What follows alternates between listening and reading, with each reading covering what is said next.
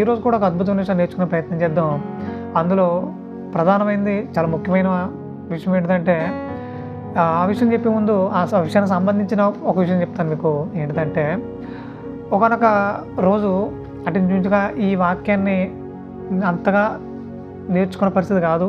అప్పుడప్పుడే కొంచెం కొంచెంగా సత్యం నేర్చుకుంటున్న పరిస్థితి. కొత్తగా ఉంది మాకంతా. సో అలాంటి టైంలో మా ఇంటి దగ్గరికి కొంతమంది యెహోవా సాక్షులట వాళ్ళు వచ్చారు.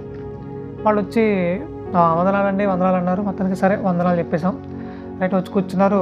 ఏదో విషయం గురించి మాట్లాడుతూ వాళ్ళు అంటారు, అసలు యేసుక్రీస్తు దేవుడు కాదు, ఒక ప్రవక్త మాత్రమే.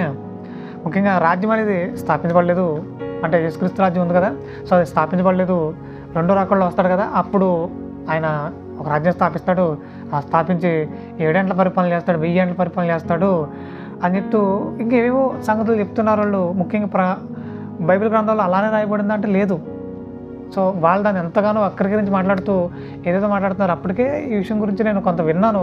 బట్ కొన్ని విషయాలు చెప్తుంటే వాళ్ళు అంటారు, సూటిగా వేలెట్ చూపిస్తూ ఏమంటారంటే, నువ్వేం చెప్పాలనుకుంటే మీకు వాక్యంలో చూపించి మాట్లాడు, అంతేగాని నువ్వేం నీ నోటితో చెప్తాం కుదరదు అంటున్నారు. అంటే యేసుక్రీస్తు రాజ్యం స్థాపించబడిందైనా మీరు స్థాపించబడలేదు అంటారు ఏంటి? స్థాపించబడింది, బైబిల్ ఉంది కదా అలాగనే. అంటే ఏదో చూపించు, బైబిల్ చూపించు, అది ఇది అదేని వాళ్ళు చాలా హార్డ్ చేశారు. ఇదేంటి మా ఇంటి దగ్గరకు వచ్చి వాక్యాన్ని ఒకరి గురించి మాట్లాడుతూ ముఖ్యంగా బైబిల్ ఉందా చూపించు అని గట్టిగా మాట్లాడేసరికి నిజంగా అప్పుడు మేము విన్నాం కానీ రాసుకోలేకపోయాను. అరే అట్లా కాదు, ఇది కాదు లైను, మీరేమనుకోకుండా రేపు ఒకసారి వచ్చేయండి, రేపు ఒకసారి రండి, క్లియర్ కట్గా మీకు అన్ని వివరంగా చెప్తాను అని వాళ్ళకి చెప్పేసి పంపించేశాను. అబ్బా ఇంకేం మన విషయంలో ఏం మాట్లాడలేకపోయాడు అనుకున్నారేమో, చాలా సంతోషంగా వెళ్ళిపోయారు. అంతే సంతోషంగా తర్వాత రోజు వచ్చారు. నేను అప్పటికే ఇదంతా మరొకసారి విని చక్కగా రాసుకుని కూర్చున్నాను. సో తర్వాత రోజు వచ్చారు వాళ్ళు. వచ్చిన తర్వాత సో అదే విషయం గురించి మాట్లాడుతున్నారు. చక్కగా కూర్చోబెట్టి ప్రతి వచ్చినాన్ని క్లియర్ కట్గా చూపించి, ఆయన ఇది మీరు ఎందుకు వాక్యాన్ని వక్రీకరిస్తున్నారు, తప్పుగా ఎందుకు బోధిస్తున్నారు, మీరు యేసుక్రీస్తు రాజ్యం స్థాపించబడింది, మరి మీరెందుకు వ్యర్థమైన ఆలోచనల్ని జనాల్లో నింపాలనుకుంటున్నారు మీరు అని గట్టిగా కూర్చోబెట్టి మాట్లాడేసరికి వాడు అంటారు, బ్రదర్ మాకు సమయం అయిపోయింది, మేము మళ్ళీ వస్తాము, మాకు టైం అయిపోయింది, మేము వేరే చోటకి వెళ్ళాలి, అది ఇది అని చెప్పారు. సరే వెళ్ళండి కానీ మరలా రండి, చాలా విషయాలు చెప్పాలి మీతో అన్నాను. మరి అప్పుడు వెళ్ళారు, ఇప్పటివరకు రాలేదు, మరి ఎక్కడ ఉన్నారో తెలియదు. సో అంటే ఒక విషయాన్ని బలంగా సత్యాన్ని ఎప్పుడైతే ప్రజల హృదయాలు నింపాలనుకుంటామో, సత్యం కోసం నిలబడాలనుకుంటామో, ఆ సత్యం పారిపోతుంది. ఖచ్చితంగా ఆ సత్యం పారిపోతుంది, సత్యమే నిలబడుతుంది. మన హృదయాల్లో సత్యం లేకుండా, మన దగ్గర సత్య సంబంధమైన ఆలోచనతో నింపబడింది ఈ వాక్యాన్ని మన దగ్గర లేకపోతే, ఆ సబ్జెక్ట్ మన దగ్గర లేకపోతే ఎవడైనా వచ్చి వాగుతాడు, ఎటో దారి తప్పించే ప్రయత్నం చేస్తాడు. ముఖ్యంగా రక్షణలో నుంచి వెనక లాగే ప్రయత్నాలు జరుగుతాయి. సో ఆ రోజు గట్టిగా సమాధానం ఇచ్చేసరికి వాళ్ళు ఇప్పటివరకు అడ్రస్ లేరు. అలాగే వాక్యం ఎరిగిన మీరందరూ కూడా, అంటే వాక్యం అనగా బైబిల్ ద్వారా ఏవైతే విషయాలు నేర్చుకుంటున్నారో అవన్నీ వినేసి విడిచిపెట్టడం కాకుండా మీరు చెప్పగలరా? ఖచ్చితంగా వాటి అన్నింటిని రాసుకుని చెప్పే ప్రయత్నం చేయండి. ఎలాంటి అపార్థాలు వాక్యం పట్ల ఎవరికి జరగకూడదు. సో అదే ఒక ఆలోచనతో నేను ఈ విధంగా మీ ముందుకు రావడం జరుగుతుంది. నేనేమి సేవకుని కాదు, నాకేం సంఘము లేదు, సపరేట్గా సంఘాలు ఏమి లేవు. నేను ఒక సేవకుడి దగ్గర ఉన్నాను, ఆ సంఘానికి వెళ్తున్నాము, ఎప్పటికీ వెళ్తాం. కానీ కొంతమంది అపార్థం చేసుకుంటున్న రీతిగా ఈ విషయాలన్నీ వాటిని సరిదిద్ది మీకు అర్థం చేయించాలి. వాటన్నిటి విషయమై ఒక క్లారిటీ తీసుకురావాలి అని ఒకే ఆలోచనతో నేను విన్న సంగతులనే మరలా వాటిని రాసుకుని మీకు చెప్తున్నాను. అంతే తప్ప నేనేదో కొత్తగా జ్ఞానాన్ని తెచ్చుకుని ఇదంతా చేయడం కాదు. నేనైతే అపార్థం చేసుకున్నానో, నాలా అపార్థం చేసుకున్న వాళ్ళందరికీ ఒక మంచి గుణపాఠంగా ఈ విషయాలన్నీ తెలియజేయాలన్న ఆలోచనతోటే మీ ముందుకు రావడం జరుగుతుంది తప్ప మరేమి కాదు. మీ దగ్గర నుంచి ఏదో ధనం ఆర్జించాలని కానీ మరొకటి కానీ ఆలోచన ఏమీ లేదు. అలాంటి ఆలోచన ఎప్పటికీ రాదు. ఎందుకంటే నిస్వార్థపూరితంగా చేస్తున్న పరిచర్య ఇది. ఇప్పుడు ఈ పరిచర్యలో దానం గురించి మాట్లాడేది కానీ, ఏవో కానుకల గురించి మాట్లాడేది కానీ ఉండదు. వాక్య విషయంలో చాలామంది అపార్థం చేసుకుంటున్నారు. ఇది సరైన మార్గం. నిన్న ప్రార్థన గురించి మాట్లాడడం జరిగింది. చాలామంది ప్రార్థనలు ఎలా ఉన్నాయి, ఇదిగో లోక సంబంధంగా ఉన్నాయి. కానీ దేవుడు ఎలా కోరుకుంటున్నాడు, ఆయనకు ప్రార్థించేవారు ఎలా ఉండాలనుకుంటున్నాడు, ఇదిగో ఇలా ఉండాలనుకుంటున్నాడు, ఇలానే ప్రార్థించేయండి అని చాలా విషయాలు మాట్లాడడం జరిగింది. సో అంటే ఇలా మనం ప్రార్థించే విధానాలు ఉండాలి, వాక్యం చదివే విధానాలు ఉండాలి. ముఖ్యంగా ఇలా అజ్ఞానంగా మాట్లాడుతూ వాక్యానికి వ్యతిరేకంగా మాట్లాడుతున్న ఎవరుతున్నారో వాళ్ళందరికీ సరైన విధంగా బుద్ధి చెప్పే విధంగా మనం ఉండాలి. సో దాని విషయమై బలంగా నేర్చుకుని మీకు తెలియజేస్తున్నాను. మీరు చెప్పగలరా? ఖచ్చితంగా అనేక హృదయాలు సత్యం నింపి బలపరిచే ప్రయత్నం చేయండి. మీరు చెప్పలేరా? ఇవి 2 విషయాలని అనేక మందికి షేర్ చేసి సత్య సంబంధులుగా నిలబడండి అని వాక్యాన్ని బట్టి మీకు తెలియజేస్తున్నాను. అయితే యేసుక్రీస్తు రాజ్యం స్థాపించబడిందా అని అంటే యేసుక్రీస్తు రాజ్యం ఎప్పుడో స్థాపించబడింది. కానీ చాలామంది అంటారు రెండో రాకడ తర్వాత వస్తుందండి, రాకడ తర్వాత యేసుక్రీస్తు రాజుగా వస్తాడు, వచ్చిన తర్వాత ఒక రాజ్యం స్థాపిస్తాడు, 1000 ఏళ్ళ పరిపాలన చేస్తాడు ఆయన. సో ఇంకా పెద్ద కథ అంతా చెప్పుకొస్తారు. అదంతా బైబిల్లో అలా రాయబడలేదు. యేసుక్రీస్తు రావడం జరిగింది. రావడం ఎలా వచ్చాడైనా? రాజుగా వచ్చాడైనా. రాజ్యం స్థాపించాడా? రాజ్యం స్థాపించే వెళ్ళారైనా. అసలు అది ఎలా స్థాపించారు? ఆయన ఎలా వచ్చారు? అసలు దాని గొడవ ఏంటి? ముఖ్యంగా ఆయన రాజ్యం స్థాపించడానికి వచ్చాడు అనేది ఒక క్లారిటీ వస్తే, ఇప్పుడు ఆనాటి కాలంలో ఉన్న శిష్యుల యొక్క తల్లి ఒక ఆవిడ ఉంటుంది. ఆవిడ ఎంత అపార్థం చేసుకుందంటే యేసుక్రీస్తు వారిని, యేసుక్రీస్తు ప్రభువా మీరు రాజ్యం స్థాపించడానికి వచ్చారంట, మీరు రాజు అట కదా, మరి మీరు రాజు అయితే మీ కుడి ప్రక్కన ఒక కుమారుని, ఎడం ప్రక్కన ఒక కుమారుని మీరు చేర్చుకోవాల్సిందే, మీరు యజమాని పెట్టుకోవాల్సిందని ఒక అపాయింట్మెంట్ లెటర్ తీసుకుని వచ్చింది ఆవిడ. అంటే రికమెండేషన్ చేస్తుంది కొడుకుల కోసం, కుమారుల కోసం రికమెండేషన్ చేస్తుంది ఆవిడ. రికమెండేషన్ చేస్తూ ఈ కుడి పక్కన ఒకటి ఉండాలి, ఎడం పక్కన ఒకటి ఉండాలి అని అడుగుతుంది ఆవిడ. అసలు ఆవిడ ఏం అడుగుతుందో కూడా ఆవిడ తెలియట్లేదు. అదే విషయం ఆయన మాట్లాడుతున్నాడు. మత్తయి సువార్త 20:20 ఈ సందర్భం మనకు కనబడుతుంది. అప్పుడు జెబెదయి కుమారుల తల్లి తన కుమారులతో ఆయన ఎద్దుకు వచ్చి నమస్కారం చేసి ఈ యొక్క మనవి చేయబోగా, నువ్వేమి కోరుచున్నావని ఆయన అడిగాను. అందుకు ఆమె, నీ రాజ్యమందు ఈయన 2 కుమారులలో ఒకడు నీ కుడివైపునను ఒకడు నీ ఎడమవైపునను కూర్చోండిమని ఆయనతో అనెను. అందుకు యేసు, మీరేమి అడుగుతున్నారో అది మీకు తెలియదు. నేను త్రాగబోగిల నుండి మీరు త్రాగగలరా అని అడుగువారు. త్రాగలమని మీరేం అడుగుతున్నారు కూడా మీకు తెలియట్లేదు. మీరు అనుకుంటున్నారు ఏమని తెలుసా? నేను భౌతికమైన రాజ్యం స్థాపించడానికి వచ్చాను, నేను భౌతికమైన రాజును అన్నట్టు మీరు భావిస్తున్నారు. నేను భౌతికమైన రాజును కాదు, ఒక రాజ్యానికి మాత్రమే నేను, అనగా ఒక దేశానికి మాత్రమే నేను రాజును కాదు, ప్రపంచానికి నేను రాజుని. ఇప్పుడు ఈ ప్రపంచమంతా వ్యాపింపజేసి ఒక రాజ్యాన్ని స్థాపించబోతున్నాను. అది ప్రత్యక్షంగా కనబడేది కాదు అంటున్నాడు. అది ప్రత్యక్షంగా కనబడేది కాదు. మరి ఎలాంటిదంటే అది ఆత్మరాజ్యం, పరిశుద్ధుల రాజ్యం, క్రీస్తు రాజ్యం. అదేంటి మరి ఆ రాజ్యం ఏంటిది అని ఒకసారి మనం పరిశీలన చేయగలిగితే, అపొస్తలుల కార్యాలు 1వ అధ్యాయం 6వ వచనంలో కూడా శిష్యులు అడుగుతున్నారు. ఏమడుగుతున్నారు? అపొస్తలుల కార్యాలు 1వ అధ్యాయము 6వ వచనంలో యేసుక్రీస్తు వారు చనిపోవడం, తిరిగి లేవడం, ఆయన పరలోకానికి ఆరోహణం అవుతున్న సమయంలో శిష్యులు చాలా ఆసక్తితో అడుగుతున్నారు ఆయన్ని. ఏమనంటే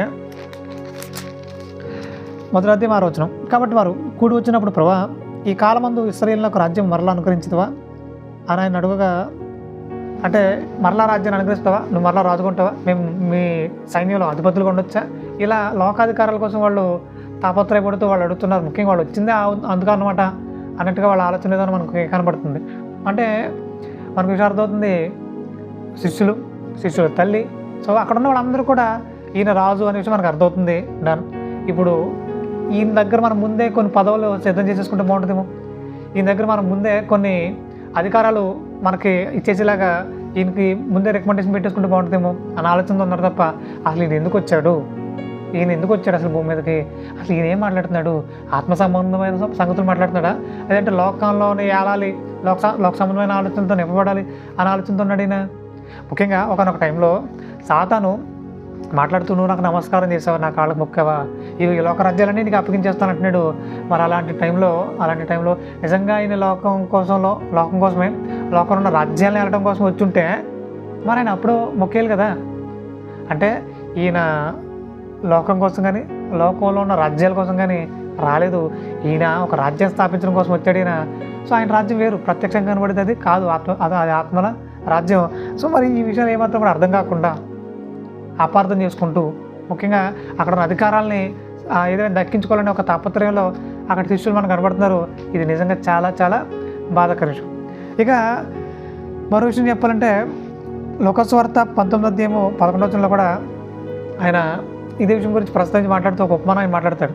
లూకా సువార్త 19వ అధ్యాయం 11వ వచనం ఒకసారి చూడగలిగితే,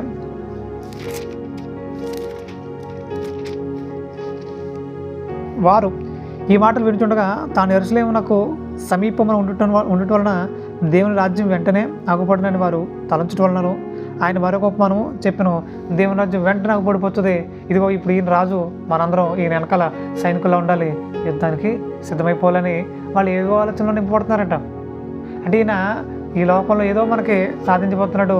ఈ రోమా పరిపాలన అధికారం నుంచి మనల్ని విడిపించేసి మనకు రాజుగా ఈయన ఉండబోతున్నాడు అనమాట. వీళ్ళందరూ ఎదిరించిపోతున్నాడు అనమాట.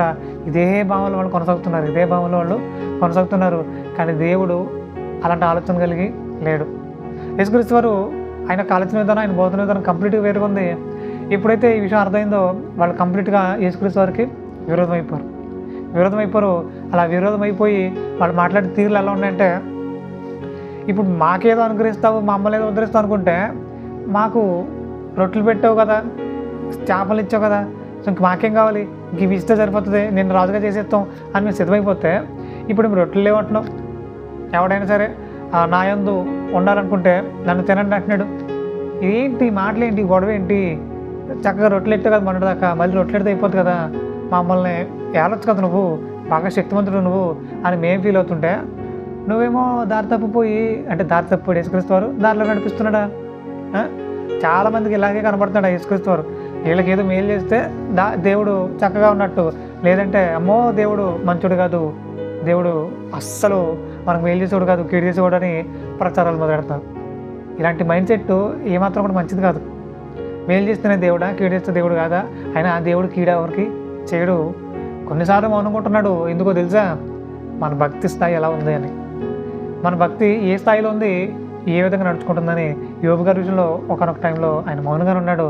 అలాంటి టైంలో కూడా ఆయన మాట విషయంలో కూడా ఎక్కడ పొరపడలేదంట. నమ్మకంగా నిలబడి చూపించాడు.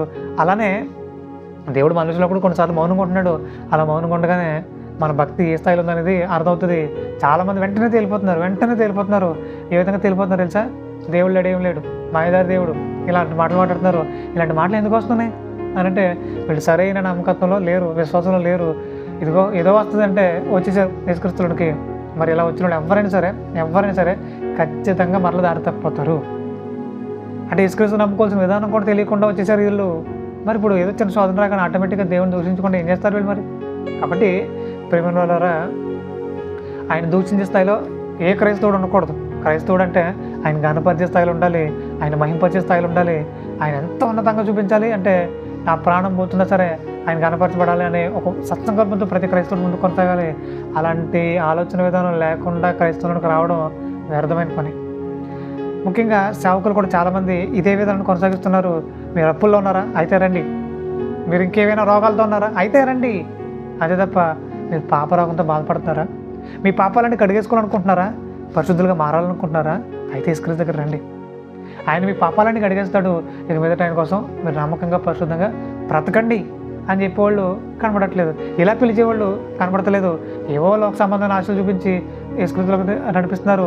రేపు పొద్దున్న ఎప్పుడైతే మీరు ఏవైతే పోతాయి, ఏవైతే వచ్చేస్తాయి అని పిలిచారో అవి రాకపోతే, ఏ రోగాలు అయితే పోతాయన్నారో అవి ఎక్కువైపోతాయి. ఇప్పుడు వాళ్ళు ఎవరు నమ్మకపరుస్తారు? మొన్న ఆవిడ మాట్లాడుతూ, ఏదో యేసుక్రీస్తు నమ్ముకుంటే ఇప్పటివరకు ఆడపిల్లలు పుట్టారు కదా, ఇప్పుడు మగపిల్లలు పుడతారని నా పాస్టర్ చెప్పాడు, ఇప్పుడు అందుకని యేసుక్రీస్తు నమ్ముకున్నాం, మరలా ఆడపిల్ల పుట్టింది, దేవుడు లేడు, ఏం లేడు, పాటలు లేడు, ఏం లేదు అని కూడా మాట్లాడుతుంది ఆవిడ.